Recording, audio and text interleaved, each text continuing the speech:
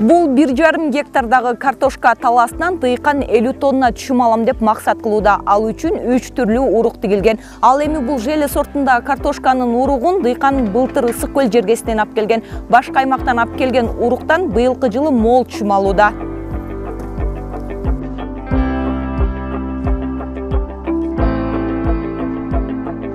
Быйыл ошо 1,5 гектар жерге картошка айдалган. Анын быйылкы баа канааттандырарлык.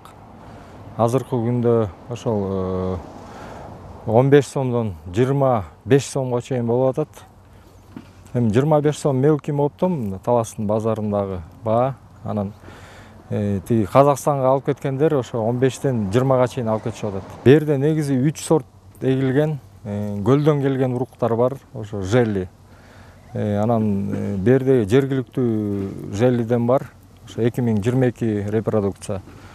Анан кичине жетпей калган жерине Пикассодон эгилген. Эми ожидаемый бир 50 тонна ашык деп ожидание кылып атабыз. Эми анан тараза көргөзөт.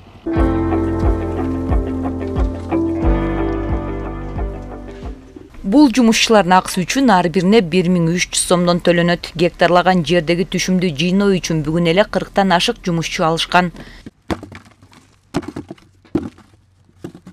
Былтыр бер чөп болчу, беде.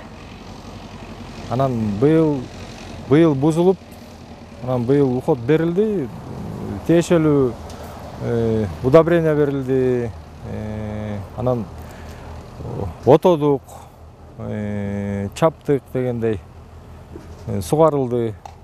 Ошо үстүнөн чыккан жокпуз. Анан наемный жумушчулар менен бүттү да.